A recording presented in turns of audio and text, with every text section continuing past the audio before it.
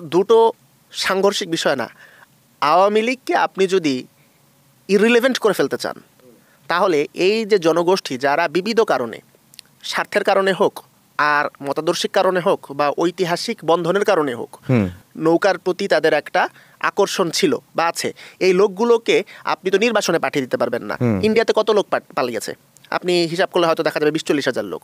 তো এর বাহিরেও তো বহু মানুষ আছে যারা ঐতিহাসিকভাবে নৌকার সাথে তার একটা সম্পর্ক আছে। আমার পরিবারের লোকজন কি ৭০ সালে নৌকা করে নাই? করেছে তো। এখন এই লোকগুলোকে বাদ দিয়ে কি আপনি একটা করতে পারবেন? দেখেন, আমার কথা খুবই স্পষ্ট, ক্রিমিনাল অফেন্স বা গ্রেভ অফেন্স যাদের বিরুদ্ধে নাই, এদের বাহিরে সাধারণ লোকজন, এদেরকে আপনি বাদ দিয়ে দেশ চালাতে পারবেন না। বিএনপি এবং জামাতকে আওয়ামী লীগ যেভাবে ট্রিট করেছে, সেইভাবে আপনি যদি নৌকার সাধারণ ভোটারদেরকে ট্রিট করেন, তাহলে আপনি কোনোদিন আগাইতে পারবেন না। এই বিরাট সংখ্যক জনগোষ্ঠীকে বাদ রেখে একটা অ্যাপার্থাইড তৈরি করে কোনোভাবেই রাষ্ট্র গঠন করা সম্ভব না। এদেরকে পলিটিক্সে ইনভলভ করতে হবে, সমাজে ইনভলভ করতে হবে এবং তাদেরকে ডিগনিফাইড প্রেজেন্স দিতে হবে। যে আওয়ামী লীগ অপ্রাসঙ্গিক হয়ে যাচ্ছে এই শেখ হাসিনার রায়ের পরে, বিশেষ করে যে রিয়াকশন আমরা যেরকম ধারণা করেছিলাম যে রায়ের দিন বা রায়ের আগের দিন বড় ধরনের রিয়াকশন তারা দেখাবে, কিন্তু সেরকম আমরা কোনো আলামত পাইনি। ঢাকা শহরে একটা মিছিল হয় নাই। তো আওয়ামী লীগের আসলে ভবিষ্যৎ কি? আওয়ামী লীগের ভবিষ্যৎ, যতদিন আওয়ামী লীগ ক্ষমতায় ছিল সে বারবার বলতো বিএনপির পরিণত হবে মুসলিম লীগের মতন। আচ্ছা, আমরা অনেকেই হয়তো টের পাই না, আমি নিজেও টের পাই নাই। আওয়ামী লীগের ভবিষ্যৎ ওটাই যেটা সে বিএনপি সম্পর্কে ভবিষ্যৎবাণী করতো। বাংলাদেশে আওয়ামী লীগ বলে আমি মনে করি না এখানে যদি আমাদের বর্তমান যে কি অ্যাক্টর যারা আছে তারা যদি দায়িত্ববান ভূমিকা পালন করে, তাহলে আওয়ামী লীগের আর কোনো ভবিষ্যৎ আছে বলে এটা আমি মনে করি না। এবং এই যে আমরা একটু আগে যে আলোচনাটা করছিলাম যে আওয়ামী লীগের সাথে বিভিন্নভাবে অতীতে যারা যুক্ত ছিল তারা যখন অন্যান্য দলে চলে যাচ্ছে, বিএনপি ভোটার টানার চেষ্টা করছে, জামাত ভোটার টানার চেষ্টা করছে, আমি বরং মনে করি এই প্রচেষ্টা এবং তাদেরও আগ্রহ, অন্যান্য দলে ভিত্তে যাওয়ার আগ্রহ, এর ফলে আওয়ামী লীগের বিলীন হওয়ার প্রক্রিয়াটাই আরও ত্বরান্বিত হবে। শেখ হাসিনার রায় নিয়ে এক ধরনের ন্যারেটিভ তৈরি করার চেষ্টা করা হচ্ছে। গতকালকে বিএনপির এই সামনে নির্বাচনে একজন মনোনয়ন যাকে দিয়েছেন অ্যাডভোকেট ফজলুর রহমান, খুবই তিনি আলোচিত একজন ব্যক্তি, নানান বক্তব্যের কারণে তিনি আলোচিত হয়েছেন। তিনি যেটি বলছেন যে ট্রাইব্যুনালে রাজাকারের বিচার হয়েছে, সেই ট্রাইব্যুনালে শেখ হাসিনার বিচার হওয়াটা তার কাছে শোভন মনে হয়নি, এবং তিনি বলছেন যে এই ট্রাইব্যুনালটিও একসময় বাতিল হয়ে যেতে পারে বা এই বিচার প্রক্রিয়া নিয়ে দেশের বাইরে বিভিন্ন মানবাধিকার সংস্থা প্রশ্ন তুলছে এবং বাংলাদেশেও পরবর্তীতে ক্ষমতার পালাবদলে সেটি প্রশ্ন হতে পারে। আপনার কাছে কি মনে হয়? আচ্ছা, প্রথম বিষয় হচ্ছে ফজলুর রহমান সম্পর্কে। উনি কিছুদিন আগে বিএনপি থেকে সাময়িকভাবে বহিষ্কারের শিকার হয়েছিলেন এবং জুলাই গণঅভ্যুত্থান নিয়ে, বিপ্লব নিয়ে তার যেই বক্তব্য সেটার কারণে। তো বিএনপিকে আমি দেখি একটা বিগ টেন্ট পার্টি হিসাবে। এখানে নানান মতের, নানান চিন্তার লোক আছে এবং বিএনপি গ্রাসরুট সমর্থনের ভিত্তিতে নমিনেশন দেয়। বিএনপির নমিনেশন এমন ব্যক্তিও পেতে পারে যে আসলে দলের চিন্তা বা দলের নেতৃত্বের চিন্তার সাথে একমত না, অনেক ক্ষেত্রে হয়তো বিরোধপূর্ণ সম্পর্ক আছে। যখন বিএনপি জামাত সরকার, জোট সরকার যখন ক্ষমতায় ছিল, সে সময় বিএনপি গ্রাসরুট সাপোর্ট বিবেচনায় দলে আবার গুরুত্বপূর্ণ হয়ে উঠেছে। তো ফজলুর রহমান, আমি মনে করি যে তার যেই নির্বাচনী এলাকা, ওই নির্বাচনী এলাকাতে বিএনপি সম্ভবত মনে করছে যে ওই নির্বাচনী এলাকায় তার একটা ভালো ভূমিকা আছে, অবস্থান আছে, তার কারণে তাকে গুরুত্ব দেওয়া হচ্ছে। আমি মনে করি না যে ওই নির্বাচনী এলাকার বাহিরে বিএনপি তাকে গুরুত্ব দেয়, অর্থাৎ সে ওই এলাকার অনেক বড় কিছু, কিন্তু এর বাহিরে আমার মনে হয় না সে বড় কিছু, আনলেস আমরা তাকে বড় কিছু মনে করি। এর বাহিরে জাতীয় পর্যায়ে বা পলিসি মেকিংয়ে বিএনপির যে লোকগুলোর ভূমিকা আছে বা যে লোকগুলো কাজ করছে, তাদের বক্তব্য আপনি যদি দেখেন, তাদের বক্তব্য কিন্তু ফজলুর রহমানের বক্তব্যের অনুরূপ নয়। আচ্ছা, কিন্তু পলিটিক্যালি আমি মনে করি বিএনপি নেতৃত্ব এই বিষয়টা বোঝা উচিত। আমি যেভাবে বিষয়টা দেখি বা রাজনীতি সচেতন ব্যক্তিরা যেইভাবে ডিফারেন্সিয়েট করতে পারে যে ফজলুর রহমানকে বিএনপি কিশোরগঞ্জের একজন নেতা, তার পার্টিকুলার কনস্টিটিউয়েন্সির একজন নেতা হিসাবে দেখে, দলের নীতি নির্ধারণী কেউ হিসাবে দেখে না, এইভাবে হয়তো সবাই চিন্তা করবে না। অনেকেই বরঞ্চ মনে করবে যে বিএনপি চেয়ারপারসনের উপদেষ্টা, তার মানে তার বক্তব্যই হচ্ছে দলের বক্তব্য, এবং সে যখন ভোট কেন্দ্রে যাবে, বুথে যাবে, তখন কিন্তু সে ওইটা চিন্তা করেই তার মতামতটা দিবে। তো এইখানে আমি মনে করি বিএনপির একটা সিদ্ধান্ত নেওয়ার বিষয় আছে যে একটা কনস্টিটিউয়েন্সিতে জেতার জন্য সে কি বৃহত্তর রাজনীতিতে যে ব্যাগেজটা চলে আসা, যে ক্ষতিটা ইনকার করার সম্ভাবনা তৈরি হয়েছে, সেটা সে মেনে নিবে কিনা। এখন এরপরের বিষয়টা হচ্ছে এই আদালত বাতিল হবে কি হবে না। দেখেন, পলিটিক্যাল উইল বলে একটা কথা আছে, রাজনৈতিক সদিচ্ছা। তো যে কোনো অপরাধের বিচার করে এটা আদালত, কিন্তু বিচার করার জন্য যে আদালত, সে আদালতটা বসবে কি বসবে না এটা সবসময় পলিটিক্যাল উইলের উপর নির্ভর করে। আমরা কিন্তু এখনও যারা যুদ্ধাপরাধ করছিল পাকিস্তানি সেনারা, তাদের বিচার করতে পারি নাই, বরঞ্চ সিমলাতে মুজিবেদেরকে ট্রাইপার্টিয়েট এগ্রিমেন্টের মাধ্যমে এদেরকে ছেড়ে দেওয়ার সিদ্ধান্ত হয়েছে। মনে হয় না ওই রকম অবস্থায় যাবে বিএনপি। এখানে বিপ্লবের একটা বড় শক্তি নাই শুধু, বরঞ্চ আমি বলবো অন্যতম লিডিং ফোর্স। তো তারা বিপ্লবকে ডিজোন করবে হুট করে, কি এমন পরিস্থিতি তৈরি হবে আমার কাছে এটা মনে হয় না।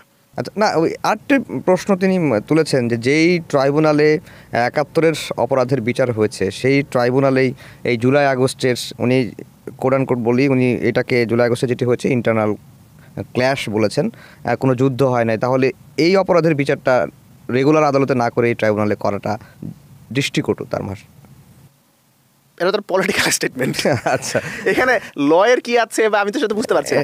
আপনি দেখেন এখানে ইন্টারন্যাশনাল ক্রাইমস ট্রাইব্যুনাল বলা হচ্ছে, নাম এখানে ইন্টারন্যাশনাল, বাট এইখানে যতজনের বিচারের আগে হয়েছে বা বিচারের নামে যাই হয়েছে তারা তো একজনই বাংলাদেশের বাইরে অন্য কোনো দেশের নাগরিক ছিলেন না, এবং তাদের বিরুদ্ধে যেই ক্রাইমের অভিযোগ, সেই অভিযোগের কোনোটাই ঘটনাস্থল তো বাংলাদেশের বাইরে অন্য কিছু না। আপনি পাকিস্তানের কারো বিচার করেন না, ইন্ডিয়ার কারো বিচার করেন না, 71-এর প্রেক্ষাপটেও আপনি ওইখানকার কনটেক্সটে আপনি বিচার করছেন শুধুমাত্র বাংলাদেশেরই। তাহলে এখানে মানে আন্তর্জাতিক নাম আছে জন্য এটার হচ্ছে ইয়ে করতে হবে, এখানে ইন্টারন্যাশনাল কানেকশন থাকা লাগবে। বিষয়টা তো তখন হাসিনারাই ব্যাখ্যা দিয়েছিল যে বিষয়টা এরকম না। তো এখন উনি কেন এই কথা বলছেন এটা উনি ভালো বলতে পারবেন। তারপর দেখেন এখানে ক্রাইমস এগেনস্ট হিউম্যানিটি, সেটা তো যেই করুক সেটার এখানে বিচার হতে পারে, এখানে তো কোর্টের জুরিসডিকশনের মধ্যে আছে। তারপর আপনি যদি ঠিক আছে আপনি যদি স্ট্রেচ করতে চান, একান্তই যদি আগ্রহী হন, তাহলে আমি বলি হাসিনা যেই দেশটা পালিয়েছে ওটা কি বাংলাদেশ? না।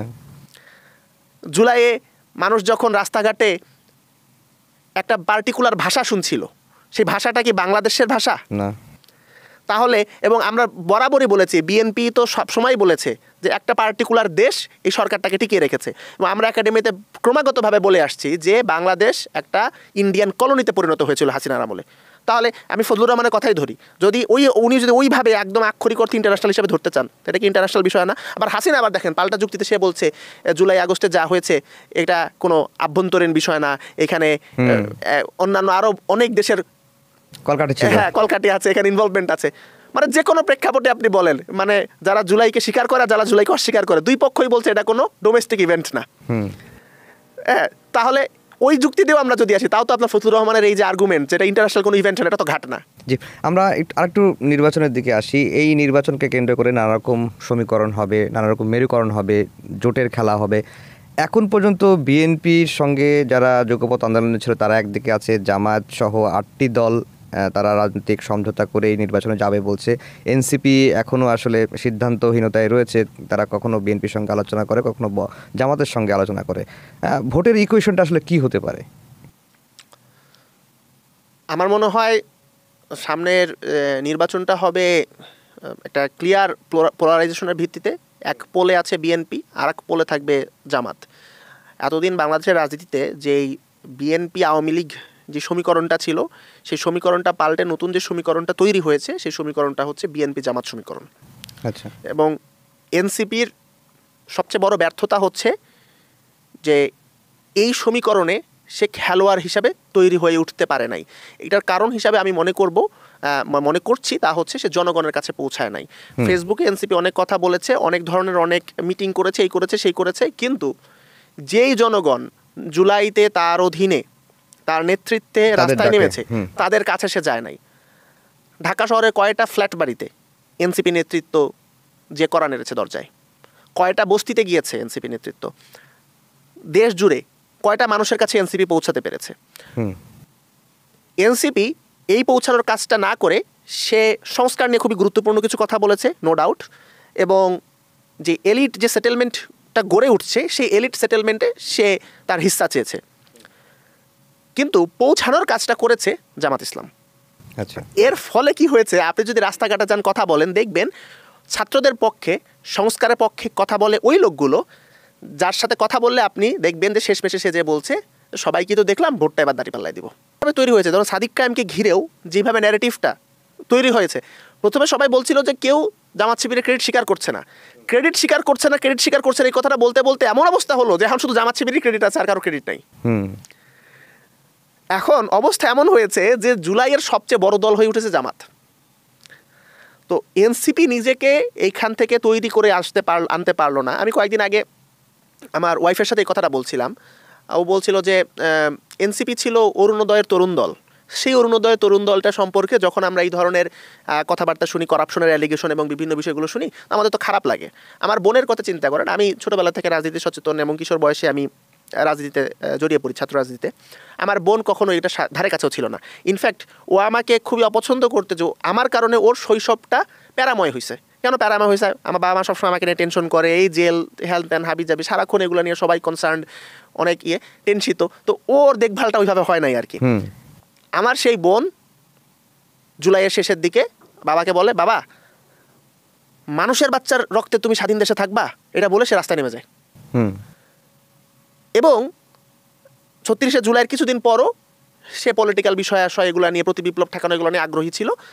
বাট ৫-৭ দিন পর তার কাছে মনে হয়েছে না, এগুলো দেওয়ার হচ্ছে না, আমি আমার পড়াশোনার কাজে ফিরে যাই। এবং সে এখন আছে, তার ফেসবুক আইডিও আর নাই, সে এখন তার মেডিকেল কলেজে পড়াশোনা সেটাতে করছে। আমার বোন যে জুলাইয়ের পলিটিসাইজড হয়েছে, অ্যাক্টিভেটেড হয়েছে, তার কাছে এনসিপি কোনো দিন যায় নাই। আমার ওয়াইফের কাছেও এনসিপি কোনো দিন আসে নাই। এই যে জুলাইয়ে যেই জনগণ রাস্তায় নেমেছে, এনসিপি ধরে নিয়েছে যে তারা টেকেন ফর গ্র্যান্টেড, অর্থাৎ আমি তাদের কাছে আর যাই বা না যাই, রিচ আউট করুই বা না করি, তারা তো অটোমেটিক্যালি আমার। আর একটা ভুল যেটা এনসিপি করেছে সেটা হচ্ছে তারা নতুন মানুষ দিয়ে রাজনীতি করতে চেয়েছে। রাজনীতি কখনো নতুন মানুষ দিয়ে হয় না। আমি কি নতুন মানুষ বলতে আমি কি বোঝাচ্ছি সেটা একটু পরে বুঝতে পারবেন। কারণ জিয়াউর রহমান যখন দল করলেন, উনি কি নতুন করে বিএনপি পয়দা করেছেন? না। এটা কি সম্ভব? আপনাকে তো এক্সিস্টিং যে সোসাইটি সেটার মধ্য থেকেই একটা ধারা তৈরি করতে হবে। কেউ আগে হয়তো মুসলিম লীগ করেছে, কেউ হয়তো ইভেন আওয়ামী লীগ করেছে কিন্তু বাকশাল তার পছন্দ না, কেউ হয়তো আপনার জামাত ইসলামের রাজনীতির সাথে যুক্ত ছিল, কেউ হয়তো ন্যাপ ভাসানি করেছে। যে যেই দলই করে থাকুক, সবাইকে নিয়ে আপনি একটা আমব্রেলা বিগ টেন্ট পার্টি করলেন। এবং এই কারণে আমরা দেখি বিএনপিতে নানান দলে নানান মতের চিন্তার মানুষ আছে এবং অনেক সময় অনেকের কথা কন্ট্রাডিকশন তৈরি হয়। কিন্তু এটা কারণ কিন্তু ওখানে, কারণ তার সোসাইটাল পেনিট্রেশন এবং ডাইভার্সিটি এখানে অনেক। কিন্তু এনসিপি চিন্তা করলো কি, সে শিবির ঠেকাও একটা নীতি হাতে নিল। আলী হাসান জুনায়েদ এবং রাফি সালমান রিফাতকে সে দল থেকে বের করে দিল। আচ্ছা, অমুক দলের প্রক্সি হচ্ছে কিনা, অমুক দলের এজেন্ট আছে কিনা, এগুলো খুঁজতে চেয়ে এনসিপি দেখলো এখন তার নিজের দলের আর লোক নাই। কিন্তু দেখেন এই কোর্স কারেকশন কিন্তু তাকে একটা পর্যায়ে করতে হয়েছে। আমি আজকেই দেখলাম যে এনসিপির মনোনয়ন নিয়েছে নারায়ণগঞ্জের একজন ব্যক্তি, যিনি ঢাকা বিশ্ববিদ্যালয় ছাত্র দলের প্রতিষ্ঠাতা সভাপতি ছিলেন। আচ্ছা, এখন এটা কি বিএনপির ইনফিল্ট্রেশন বলবো? না, সিম্পলি নতুন মানুষ যুক্ত হচ্ছে, নতুন নতুন নতুন ধারা আসছে। আপনি যদি এদেরকে বাদ দিয়ে একদম মানে নতুন মানুষ, অর্থাৎ হচ্ছে একটা বাচ্চা বড় জন্ম থেকে এনসিপি এটা খুঁজতে চান, তাহলে তো আপনি তাকে পাবেন না। এই সকলকে ধারণ করে এখন জুলাইয়ে নাহিদ ইসলামের পোস্টে যে লাইক দিয়েছে, আসিফ মাহমুদের পোস্টে যে কমেন্ট করেছে, পোস্টটা যে শেয়ার করেছে, সেই লোকগুলো কি এর আগে কখনো রাজনৈতিক দলের সাথে যুক্ত ছিল না? অনেকে হয়তো বিএনপি করেছে, অনেকে হয়তো জামাত করেছে। এনসিপি যে ভুলটা করেছে, তাদেরকে রিটেইন না করে আবার এই মাদার পার্টিতে ফেরত যেতে দিয়েছে। সে মনে করেছে এটার মাধ্যমে সে দলটাকে শুদ্ধ করছে, আসলে সে দলটাকে। একটু জামাতের দিকে আসি। আপনি বলছিলেন যে জামাত এখন জুলাইয়ের বড় একটা পার্টি বা জুলাইয়ের ১ নম্বর পার্টি হিসেবে নিজেকে দাঁড় করাতে পেরেছে মানুষের কাছে যাওয়ার কারণে। আগামী নির্বাচনে মানে জামাত কি এতটাই ফাইটিং পজিশনে চলে গেছে বিএনপির চেয়ে? দেখেন, এটা বলা আমাদের জন্য ডিফিকাল্ট, কারণ আমাদের নির্বাচনটা হয় ফার্স্ট পাস দ্য পোস্ট সিস্টেমে, এফপিটিপি সিস্টেম। তো এই সিস্টেমে আপনি থিওরিটিক্যালি 40% ভোট নিয়েও হারতে পারেন। ধরেন 2008 সালে কি হয়েছে, বিএনপি 32-33% ভোট পেয়েছে, কিন্তু সিট পেয়েছে 23টা, সম্ভবত সব মিলে 30-32টা এরকম, 33টার মতো এরকম একটা। অথচ আপনি যদি এটা প্রপোর্শনাল রিপ্রেজেন্টেশন হতো, তাহলে আপনি 32-33% ভোট পেয়ে আপনি প্রায় 100টা সিটের মতন পেতেন। তো এখন জামাতের আসন ভিত্তিক সাপোর্ট কত ইন কম্প্যারিজন টু বিএনপি, এইটা না জানলে আমরা আসলে বলতে পারবো না যে ভোটের রেজাল্টে জামাত কীরকম পারফর্ম করবে। কিন্তু আমি যেটা বলছি যে জামাত যে কয়টা সিটি পাক, 20টা পাক, 30টা পাক, 40টা পাক, 50টা পাক, 60টা পাক, 80টা পাক, যে কয়টা সিটি পাক, ইকুয়েশনটা হচ্ছে আপনার বিএনপি জামাত। ধরেন এর আগে বিএনপি সিট কম পাইলো কি বেশি পাইলো, আওয়ামী লীগ সিট কম পাইলো কি বেশি পাইলো, খেলাটা হইলো আওয়ামী লীগ ভার্সেস বিএনপি। এখন খেলাটা হচ্ছে বিএনপি ভার্সেস জামাত। এইটার আপনার আসন ভিত্তিক ফলাফলের কোনো পূর্বাভাস না। আপনি আপ বাংলাদেশের কথা বলছিলেন যে এখন আমরা তো যখন তারা ওই জাতীয় নাগরিক পার্টি থেকে অংশ নিল না, এরপরে তারা আপ বাংলাদেশ করলো। অনেকেই আপ বাংলাদেশ নিয়ে যে একটা অধীর আগ্রহ অপেক্ষা করছিল, তারা নিশ্চয়ই চমক হয়ে দাঁড়াতে পারবে, কিন্তু তাদের অবস্থা তো খুব একটা ভালো দেখতে পাচ্ছি না আমরা। আমি আপ বাংলাদেশকে চিন্তা করি হচ্ছে বা দেখি হচ্ছে এনসিপির অপর পিঠ হিসাবে। আচ্ছা, আপনি যদি দেখেন বর্তমানে বিএনপির লোকজন, আওয়ামী লীগ তো এটা খুব ফোর্সফুলি বলার চেষ্টা করছে এবং বিএনপিরও অনেকে বলছে যে বিএনপির শক্তিটা হচ্ছে বিএনপি আওয়ামী লীগ সমীকরণেই, অর্থাৎ অ্যান্টি আওয়ামী লীগ এটা হচ্ছে বিএনপির আইডেন্টিটি। তো এবং হাসিনাও একখানে বলেছে বিএনপির বোঝা উচিত যে আওয়ামী লীগ না থাকলে বিএনপি থাকবে না। তো এরকম ভয় দেখানোর চেষ্টা করছে বিএনপিকে। আবার বিএনপির অনেকে মনে করেন যে তার যে ইউনিটি, তার যে দলটাকে ধরে রাখা সব কিছু, এটা আপনার ওই আওয়ামী লীগটা থাকলে তার জন্য সহজ হয়। তো বাইনারি অপোজিশনের ভিত্তিতে সবসময় একটা আইডেন্টিটি গড়ে ওঠে, যেমন ইস্ট ভার্সেস ওয়েস্ট। যদি ইস্ট না থাকে তাহলে ওয়েস্ট কি? হ্যাঁ, তো আপনার সবসময় বাইনারি অপোজিশনের ভিত্তিতে। তো এনসিপির সাথে সম্পর্কটা ছিল আপ বাংলাদেশের। এখন এনসিপি যেহেতু দাঁড়াতে পারে নাই, স্বাভাবিকভাবে আপ বাংলাদেশেরও দাঁড়ানোটা কঠিন। এনসিপি যেদিন দাঁড়িয়ে যাবে সেদিন দেখবেন আপ বাংলাদেশেরও একটা পালে হাওয়া লাগবে। তো যেহেতু এনসিপি দাঁড়াতে পারে না, আপ বাংলাদেশ তার পুরো পরিচয়টাকে দাঁড় করিয়েছে হচ্ছে এনসিপির বিপরীতে। তো যেখানে এনসিপি আপনার তার পালে হাওয়া নাই, সে যেকালে ঠিক মতো তার সারা জাগাতে পারছে না, সেকালে আপ বাংলাদেশ কীভাবে সারা জাগবে? যদি কোনো দিন দেখেন যে এনসিপি ভালো সারা ফেলছে, তখন এনসিপির যে হচ্ছে অ্যান্টিথিসিস দরকার, সেটা হিসাবে আপ বাংলাদেশ ঠিক ভালো করবে। আমরা একটু অনলাইনের দিকে আসি, যে অনলাইনে বিভিন্ন দলের অ্যাক্টিভিস্ট হয়ে অনেকেই কাজ করেন। এতে অনলাইন জগৎটাকে, অনলাইনের পলিটিক্যাল ন্যারেটিভ তৈরি করার ক্ষেত্রে মানে কারা এগিয়ে আছে এখন বর্তমানে? আমার মনে হয় যে এই মুহূর্তে অনলাইন বলেন বা সব জায়গায় বলেন, আপনার ন্যারেটিভের প্রশ্নে আমার মনে হয় জামাত এই মুহূর্তে বেশ খানিকটা এগিয়ে আছে। তবে এটা শুধুমাত্র ন্যারেটিভ তৈরি করা বিষয়টা ওরকম না, আবার ন্যারেটিভের সাথে রিয়েলিটির একটা পার্থক্য তৈরি করা সেটাও একটু প্রবলেমেটিক এই কারণে যে আপনার কাছে যেটা ন্যারেটিভ আরেকজনের কাছে সেটা রিয়েলিটি, আর আরেকজনের কাছে যেটা রিয়েলিটি আরেকজনের কাছে সেটা হয়তো ন্যারেটিভ। কিন্তু এইখানে যে বিষয়টা হয়েছে, আমি কয়েকদিন আগে এখানে বলেছিলামও যে জামাতের সাথে বা জামাতের হয়ে বা যাদের কথাবার্তা বিভিন্ন সময় জামাতের পক্ষে যায় বলে মনে করা হয়, এই লোকগুলো কখনো সরাসরি নিজেদেরকে জামাতের দলীয় পদপদবি এগুলো প্রকাশ করে তারপর তারা কথাগুলো বলেন না। এখন হতে পারে দুইটা সম্ভাবনা আছে, হতে পারে তারা আসলে জামাতের সাথে যুক্ত না, আর দুই নম্বর হচ্ছে তারা আসলে জামাতের সাথে যুক্ত কিন্তু সেই পরিচয়টা তারা সামনে আনেন না। কিন্তু যে কোনো কারণেই হোক, এইটা যখন তারা করেন, এর ফলে সোসাইটিতে তারা যেই কথাগুলো বলেন সেই কথাগুলো দাঁড়ায় যে আচ্ছা ঠিক আছে, এই কথাগুলো এমন একজন লোকের কাছ থেকে আসছে যার পার্টিজান বায়াস নেই। অন্যদিকে বিএনপির পক্ষে বা বিএনপির পক্ষে যায় বলে মনে করা হয় যে কথাগুলো যাদের কাছে আসে, তারা খুবই ওপেন। তাদের অমুক সাইবার ফোর্সে একটা পোস্ট আছে, তারা কৃষক দলের অমুক খানকার নেতা, যুব দলের তমুক খানকার নেতা, খুবই ওপেন। এবং আমার কাছে মনে হয়েছে যে স্পেশালি তারা যেই ব্যক্তির সূত্র ধরে বা যে নেতার সূত্র ধরে রাজনীতিটা করেন, সেই নেতাকে একটু অতি মানব বা মহামানব আকারে উপস্থাপন করারও একটা প্রবণতা তাদের থাকে।